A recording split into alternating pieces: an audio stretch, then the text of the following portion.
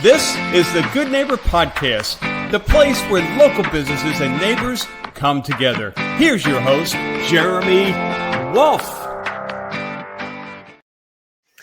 Well, hello, friends, family, wonderful community. Welcome back to another episode of the Good Neighbor Podcast. I was recently at, or I should say we were recently at the monthly Davie Cooper City Chamber of Commerce luncheon, and it was over at NSU, and we were there to tour the media facilities. The event was sponsored by Mako Media. It's the media arm of NSU. Shout out to Mako Media. We had a great time. Thanks for having us. Question was asked of the group. How many here wanted to do a podcast or have thought about doing a podcast? And some hands went up. So naturally, I went over and I invited them on the show, and we have a couple of those hands here today.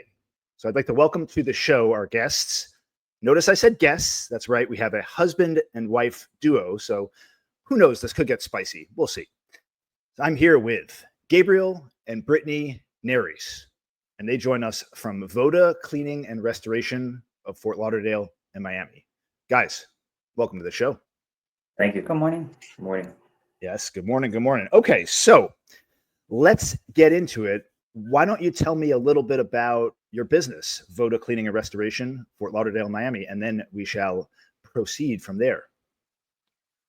So Voda Cleaning and Restoration, Fort Lauderdale, Miami. We specialize in commercial and residential carpet cleaning, tile and grout cleaning, upholstery cleaning, odor removals. We do bio cleanups, and on our restoration sides, we also do the water mitigation, mold remediation. So we are kind of the emergency services 24 hours. We do our cleaning on our daily ends, and we do our emergencies for our restorations to all of our customers. We're trying to use nothing but the eco-friendly products. We like to try and create that warm, welcoming, and a healthy environment for all of our guests or all of our family members, wherever we may be, our clients, if it's business. And we're pretty much, we try to go all over the place and help everybody anywhere that we can.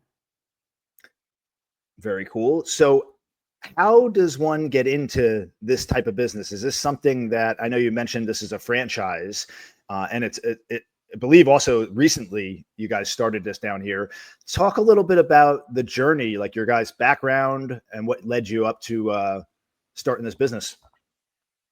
Well, I've been looking for franchising or looking into it for the better part of 2 to 3 years. And then I went in depth in the past 2 years. However, what prompted this is I'm very local to the community. Both Brittany and I worked at University Dodge in Davie. I was there for 10 years. She was there for about 5 years. And we were there. A lot of people know us in the general area. And I got promoted. They gave me a promotion that same place. And we went to go run a dealership in Maryland. So we moved our whole family for 4 years up to Maryland. We ran the store. I was the general manager. And she was my right hand in my business development center. And after 4 years of being there, by surprise, that the store appreciated in value. They decided this is the only store in Maryland, so they sold it. And when they sold the store, we were like, all right, so we're going to go back to Florida. So we just had to up and root, sell the house. It was a lot of challenges that we overcame, which were great challenges, and I'm glad we came across them. But that put us in the position today to be able to say, you know what, it's time that we determine our own future. And we establish something for ourselves and our family, and let us be the ones that give it to the community and not hide behind somebody else's name or their brand. I want our brand to be the brand. So we looked into it, and be honest with you, we with franchises, there's a thing called discovery days. So you got to travel and you got to go check out. Say that one more time. You said discovery days? Discovery days, yeah. Okay. So before you sign a franchise agreement, they want you to go and check it out physically. So we traveled the United States looking for franchising, different options, cookies, ice cream, acai bowls. And we opted for this because this is one business that we can 100% help everybody that calls us. We're helping you. We're no matter what, because it's in those dire situations that are very, very horrible for consumers to deal with. When you have mold in your home, when you have a water, all of a sudden you walk into your house and you open the door and poof, water gushes out. We've already experienced that. And we're like, all right, we're here. Give us 1 hour. You'll be fine. It's okay. We give them a hug. Hey, let us do what we do. And, we extract the water, we dry out the property, we make sure that we leave it to dry standards. And we are IICRC certified, which is what the franchisor wanted us to do. And I'm glad we did it, because now we have the experience and the knowledge that others in the industry may not have. To this day, I still have customers asking us if we are IICRC certified. I saw them certification, boom, we're hired. So some won't hire because they don't have those certifications. So yeah, because somebody determined our future, when we went up there with our family, they determined our future and our next path. We were like, you know what? It's time we build our own path. And we're local in the community. A lot of folks know me in the Davie Cooper City area by seeing me, So hopefully, once they'll be like, oh, you were that guy. You sold me that truck 10 years ago, You were the finance guy that helped me out and stuff like that. So, it's very common and familiar to both of us. So, I'm glad that we're part of the community now, and it's just us. It's us 100% that are going to be the ones showing up. I love it. And that is often a common story for the entrepreneurial journey. It's right. You're working for somebody else many years, in many cases, your whole life. And then something happens like that, and it motivates you to say, you know what, I want to be in control of things. And then you take the entrepreneurial leap, as they say, and the rest is history. So I want to ask you both, because you're coming from that background and starting your own thing. What was one of the biggest challenges that you faced in starting the new business, going out on your own? And on the other side of that, what's been one of the biggest rewards since you started? You want to take over on that one? I'm not going to take over, but one of my biggest challenges, I would say, I've been in business development. I've been the one to take on all the phone calls, a mirror, and understand what my customers' needs were, whether it was buying a car or their home needs, right? So I kind of try to utilize that. My challenge is kind of just navigating and learning all the new systems, the new marketing strategies that I didn't have to worry about before. So my biggest challenge was not knowing how much in depth that we had to go as far as marketing and getting the name out there. I've always worked for someone that their name was already out there. All I had to do was assist everyone coming to us. Now we are going to them. We are telling what our services are. But it's very rewarding at the end of the day, because we're able to help people in need. And I was one of those people that would do it myself. And, oh, we had a leak. Don't worry. Let's just wipe it up with towels. It doesn't work that way. It really doesn't, because the longer that water sits, it can create that mold. It does build those bigger problems. And now in this business, I'm able to recognize when something isn't right in my home or a certain odor, and I know the right way to take care of it. And I was doing it wrong the whole time. So yeah, sounds about right.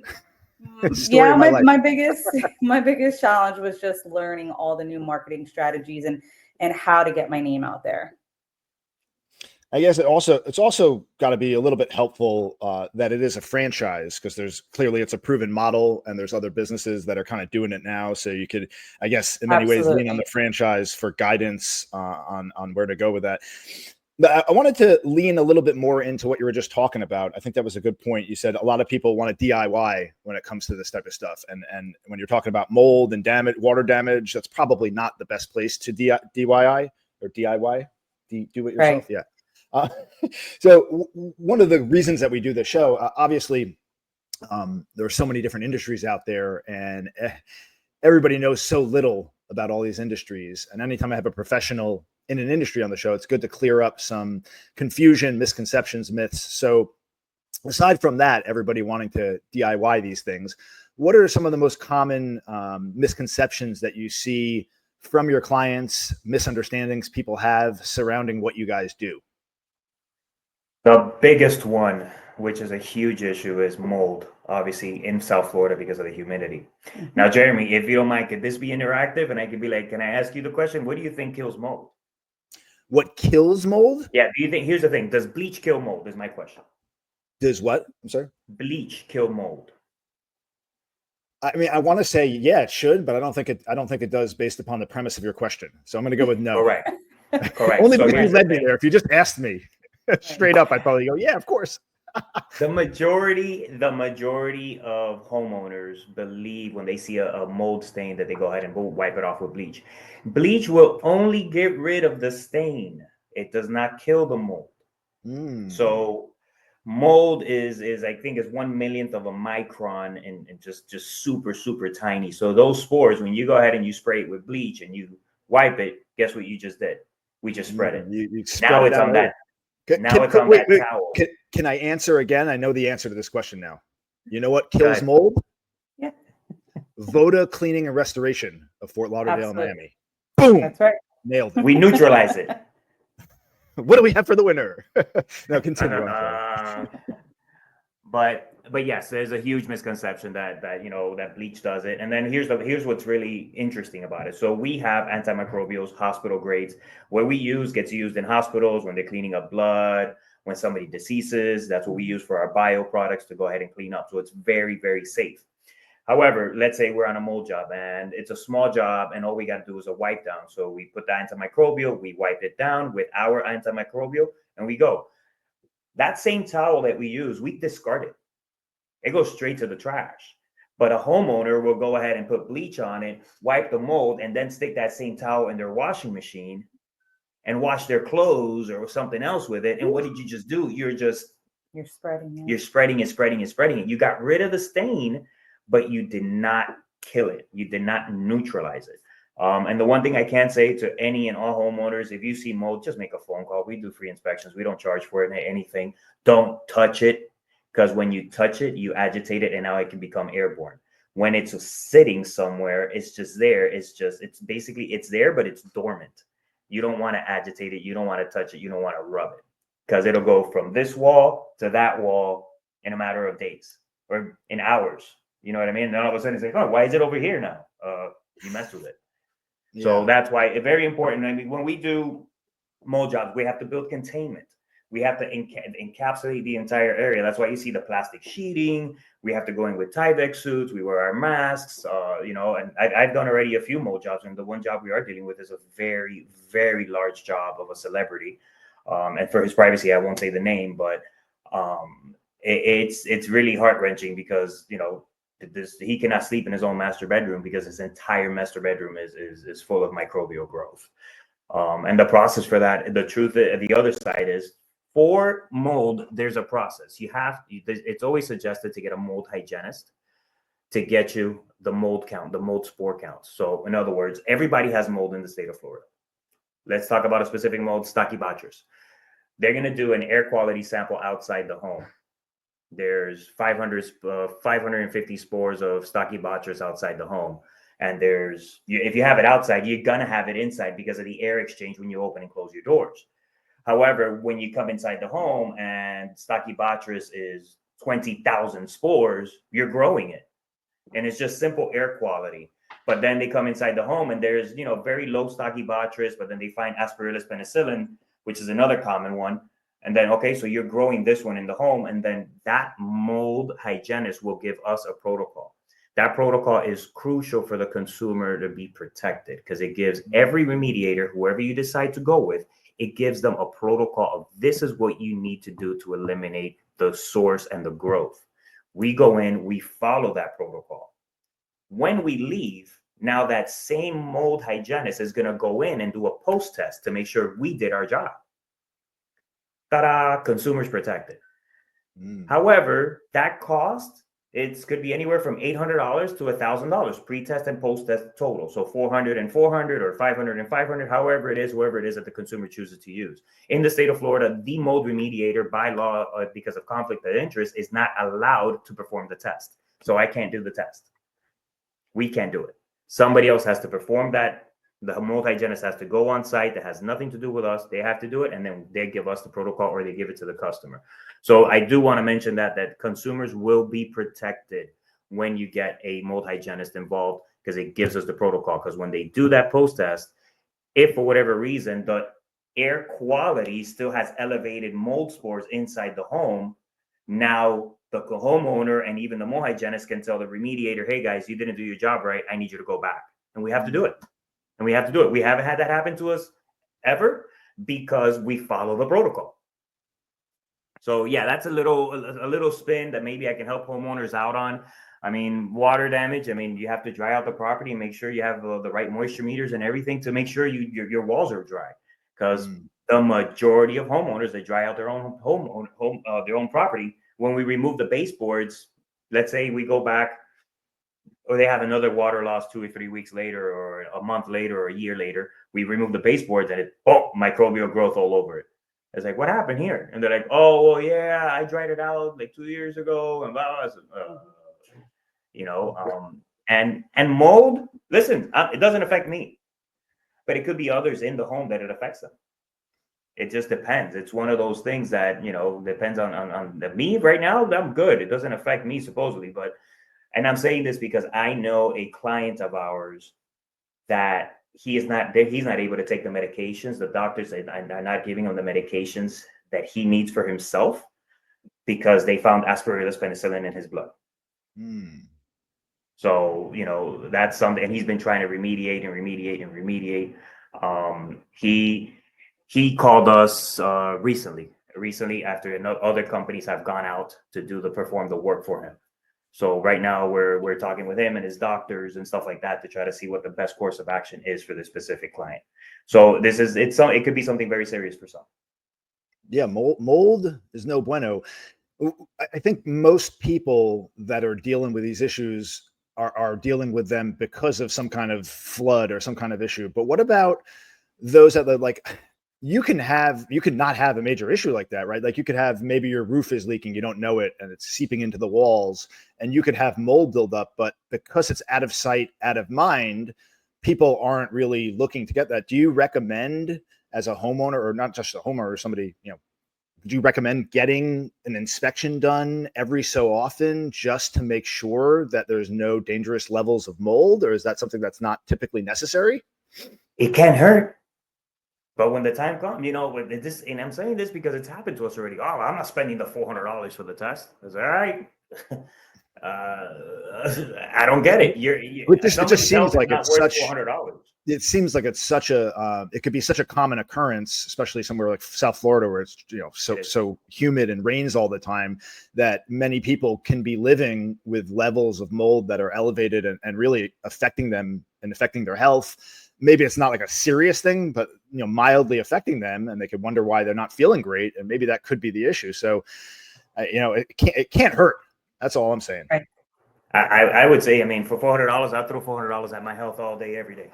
You got me thinking here. I'm like looking around my house. There's a spot on the ceiling. Maybe I should get something checked out here. So you guys, go ahead. It can even be in your air handler for your air conditioner. It's just, that's how, it's common, yet not, and it's not common because we don't know any different. But your AC handler, that's one of the things that you got to get it cleaned constantly. And that's an $800 fix. So to get it clean and take out your coils and acid wash it and stuff like that. But that goes, make sure that you have clean air running through your home. Think about it. There's condensation. All mold needs to grow is dirt and water. If there's humidity and dirt, boom, you got mold. So it's just, or dust. Oh boy, basically. Gabriel, you're starting to worry me here. Oh man. How quickly do you think you can get over here? Let's go. Yeah. You guys had mentioned earlier that you had taken the family and moved up to Maryland for 4 years. Tell me a little bit about the family. You guys have kids? Yes, there's 4 altogether. One's off to college and on his own. We have 2 high schoolers and 1 elementary schooler. You had such a good time with them. You wanted to do it all over again. You had a high school, college, and you had to have an elementary. I have is 24, the other 7. God bless your soul. I was just talking to my wife about this the other day. We have 11 and 13, and we're like, no más, por favor. We don't want any more. I love my kids to death. It's fun. But to go through the whole process all over again at the age we're at, it's like, no, thank you. I'm good. Yeah, no, it's fun. The kids have come to work as well. Oh yeah. We like to involve them. We let them know what we're doing. We have them get the name out there. We've sponsored their sports. We have our banners up on their schools. Like, that was part of a marketing strategy, but also, the kids are involved. I have right now our daughter's working with us for their summer job, which is great experience. you can never really go backwards once you get good experience working with people, having a customer service. Our other son has worked with us. The little one has come in and played around a few times to try to help clean a carpet or two, but they are very involved in what we do and what the company does, what we stand for, the cleanliness, and them also being just very educated in regards to certain things that they see. I mean, can't go anywhere without him looking through an air vent to see if there's mold growth in anybody's house anymore, So the kids are kind of following those, like, oh, there's a spot on their rug. I think I could fix that, Mom. And I'm like, all right. It's fun times. Very cool. And what do you guys like to do for fun in your downtime? I mean, gosh, if you have any with the business, I know you're running around all over the place. You see the growing the business, but when you do have some time, what's on the agenda for the family? You guys like to travel? What do you like to do for fun? We travel down to Miami Beach and we go on the boat. That's it. We go fishing, we hit the sandbar, we enjoy just a good time out on the water with the family and friends. Good old South Florida life. Love it. You're welcome to come if you want, man. For sure. Let's go. Rooming up for 12. Bring the kids. Bring the kid. Let's go. Good deal. So, okay, before we wrap up here, I want to ask both of you to leave our listeners with one thing. It could be about the business or just a wisdom, a little nugget, some lesson of life you learned along the way. I'll let each of you answer that as you see fit. Go ahead. I would say don't be dollar wise, penny foolish. Mm. And that applies to everything and anything in our walks of life, from buying an automobile to the current scenario that we're doing right now. It's just because I have already experienced a customer ended up growing mold in his house because he went on vacation because he wanted to turn off his AC. And then here and you're gonna save what is it, $100 a month or $50 a month, and all of a sudden now you have thousands of dollar remediation bill because your entire home, your entire closet, Louis Vuitton bags, everything is full of microbial growth, green, nasty mold because you wanted to turn off your AC. By the way, one advice I would say, please, if you ever leave your home, make sure your temperature inside the home is between 73 and 75. That's a good temperature to help in not having mold, microbial growth in your home. 73 to 75. That's the sweet spot, the Goldilocks zone. Correct. I agree with that. I would say I would agree with that and say that would be the same thing. I speak with a lot of customers that want to hold off because they think maybe $200 was too much.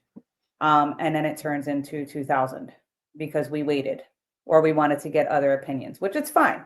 Grab opinions, but it only takes 10 minutes for us to come out there and do an estimate, whatever it is, to assess the situation. We don't charge. It's a free estimate. And if it's only a couple $100, do it because it can always get worse, whether it's a water damage, the mold mitigation, the odor. You have to attack the problem. Absolutely. That's actually one of the things that I've gotten a lot better with as I've gotten older.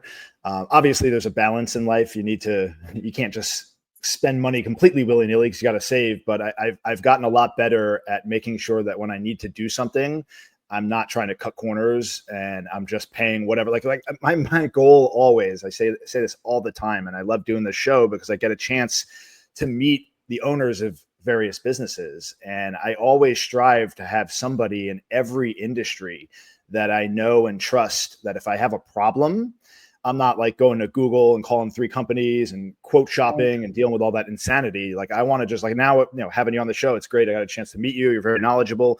If I have an issue like this, I know exactly who to call. I can pick up the phone. I feel like I'm comfortable with you guys. I feel like you have my best interest at heart. And like, I'm not going to even question what the price is. You tell me it's $400, $500, whatever it is. I met you through the chamber. It's like, yeah, get it done. Right. I don't feel a need. And I think you save a lot of time and aggravation doing that because everybody wants to become an expert in the field that they're looking for help with. And what are you comparing when you get like 5 companies? You're like, oh, this one does this. This one's, you'll drive yourself mad. It's just so much better to have somebody, and that's the goal, and that's what's great about this platform. I've interviewed over 300 businesses, and there are countless businesses that I've met that are doing great work in the community, and you guys are no different. So I appreciate you coming on the show. It was a lot of fun getting the opportunity to meet you both and learn about all the great work you're doing in the community. So if you're out there listening, obviously, if you have a flood or some kind of natural or unnatural disaster, you know who to call now. And if you're curious about maybe you do have some kind of mold issue or something in the house, reach out, get that free inspection. It can't hurt. It really can't. So guys, thanks again for joining us. We appreciate it. Yes, thank you so much. Thanks for having us. Of course. And thanks, as always, to our listeners for tuning in. And we will catch everyone next time on the next episode of the Good Neighbor Podcast. Everyone take care and have a blessed day. Bye-bye. Thanks for listening to the Good Neighbor Podcast, Cooper City. To nominate your favorite local business to be featured on the show, go to gnpcoopercity.com. That's gnpcoopercity.com, or call 954-231-3170.